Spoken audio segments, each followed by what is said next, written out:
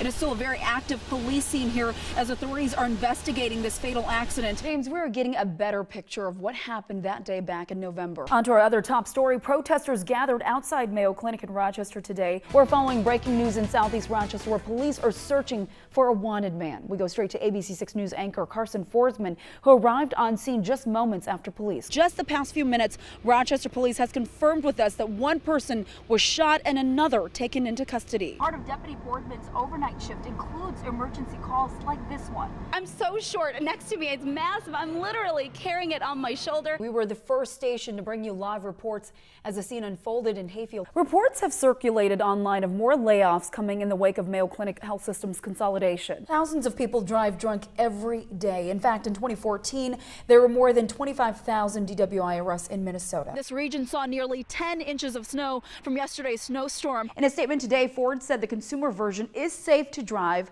and it will cover the cost of fixing every police interceptor with carbon monoxide concerns. You still have a chance to win $1,000 by finding the Rochester Fest medallion. Tonight, here's a special bonus clue for all of you. It took Rushford Peterson several tries before residents passed a bond referendum to build a new school. A Freeborn County man who was trapped in a grain bin for 2 hours is lucky to be alive tonight. On the first day of this new safety feature, about 400 people passed through these metal detectors. If I can get it. That thing was huge. Did you see it compared to the palm of the hand? I've never seen one that big. No. Be glad we don't live in Louisiana, right? Yes, I think a lot of us in the newsroom had that same face. Chances of winning are that slim, and you're not even going to share with us? Yes, you would. Don't lie. I would. $1, yeah. $1. In front of me, kind of dropping out of sight, and then I started falling. The sudden collapse of the I-35W bridge. My first emotion was, how could something like this have happened engineering-wise, along with how are we going to get to the people who are lost? Shattering lives in an instant. Their cell phones would ring and they would immediately think, this is her.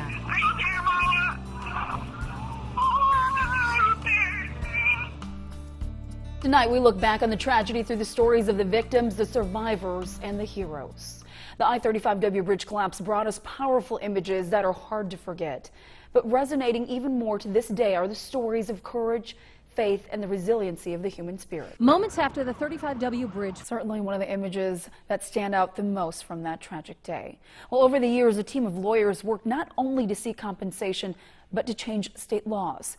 ABC6 News reporter Roxanne Elias talked to a Rochester attorney who fought for the victims. Kids that I represented. A team of highly skilled and trained divers from the U.S. Navy were brought in to find the answers and the missing who were buried deep in the waters of the Mississippi River. Ann Burke's mom, Sherry, was one of 13 people who died on the I-35W bridge 10 years ago. Today, she joined a dozen other families and first responders in a ceremony to remember their loved ones and dedicate a piece of the bridge to their memories. Well, in the months that followed, officials learned a design flaw caused the bridge to collapse. Stick with ABC6 News for continuing coverage during this newscast. Hear from those whose lives were torn apart and a Rochester woman who answered the call to help the devastated families.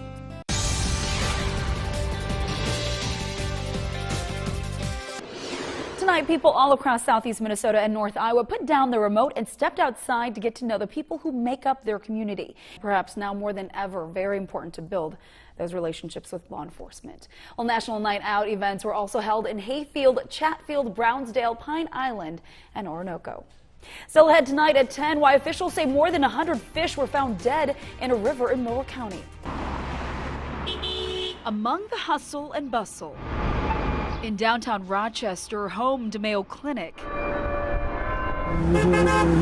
the honking you hear, it's a beautiful thing. You'll find the heart of the Med City. A man known to many as that guy on 2nd Street. People come in all the time and they say, oh yeah, we saw that guy standing on the street again waving the flag. That pop-drinking, flag-waving, mysteriously kind guy. And then you got your love sign. Is Joe. I love Joe.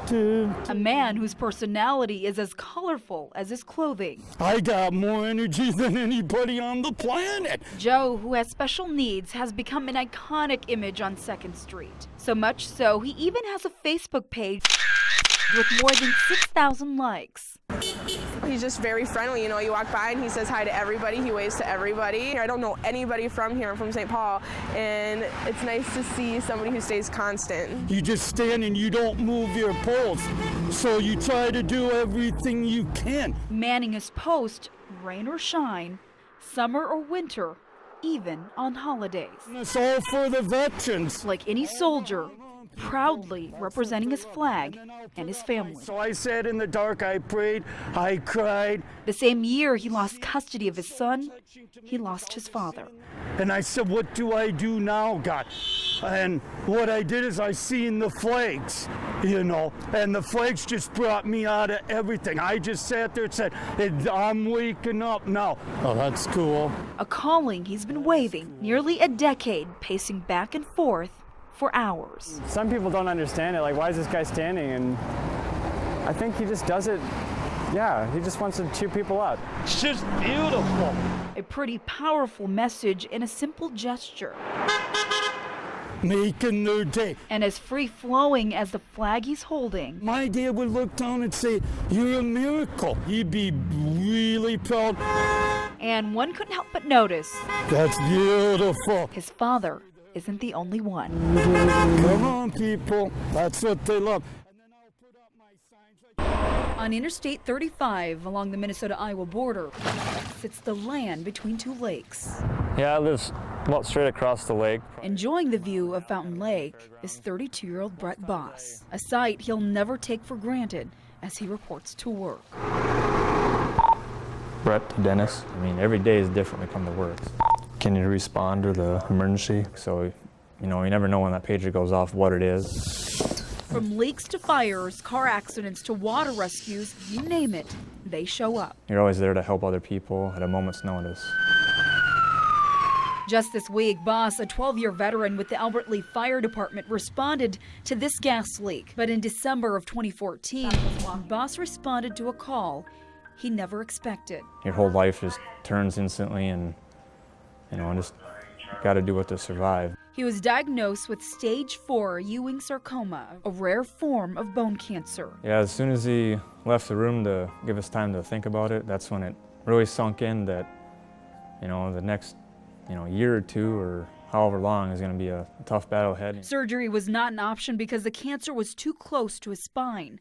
Instead, he received 14 rounds of painful chemo and months of radiation. Some days were very tough. You know, I came to work and, you know, I was just doing little things. I get tired. Walking up the flight of stairs, I was very tired. As cancer continues to prove, even our strongest heroes are not immune to it. In fact, in just the last 18 months, 3 firefighters from Albert Lea have been diagnosed. It was just very shocking. Deputy Chief Jeff Laskowski is the most recent to be diagnosed with testicular cancer. It was the point again where my back hurt that I couldn't lay down, I couldn't stand up, I couldn't bend, I couldn't move. Before him, Doug Johnson with brain cancer. One of those things where we don't want to see our brothers have to go through this again. So is there a link? Are firefighters more at risk to develop cancer? We took our questions straight to the top, and we were shocked at what we found out. They don't document cancer cases among firefighters. However, they did say this, quote, "This is one group, though, where we're fairly comfortable saying there probably is a link between their profession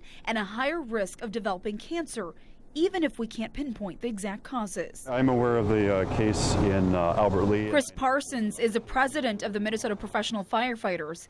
He is also a captain with the St. Paul Fire Department. There is a rising rate of cancer among firefighters. He says more and more firefighters are dying with their boots off in a hospital bed than in the line of duty.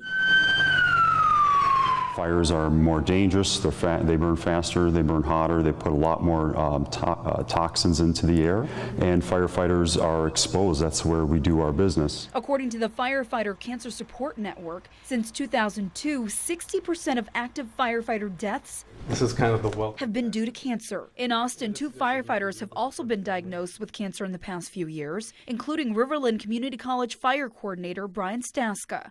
Just this summer, Staska received the first cancer toolbox to be given in Minnesota by the Firefighter Cancer Support Network, based out of California. You know, you never thought in a million years you'd be the one needing those prayers. Me neither. And now I openly say, hey, I'll take all the prayers I can get. We need to do our best to make sure that firefighters are protected to the best of our ability, and so that they can have a long career and a long, happy life. Parsons is currently working with state lawmakers to create a state registry to document cases and the types of cancer. In a recent study by the National Institute for Occupational Safety and Health, firefighters show a higher rate of certain types of cancer: digestive, respiratory, and urinary cancers. We go into buildings and we don't know what's in there. Fires today, they burn hotter and faster because our home furnishings are made of synthetic materials. We inhale, asbestos fibers. You'll smell the fire actually coming through your pores. It doesn't matter how many times you shower. Firefighters, all we want to do is help. We want to fix it. And they are, by implementing new preventative measures at their station before and after fire calls. Things like shower within the hour. All firefighters are now required to shower the moment they return from a fire. Other proactive approaches include washing gear and extractors like this one. Our number one resource is our guys.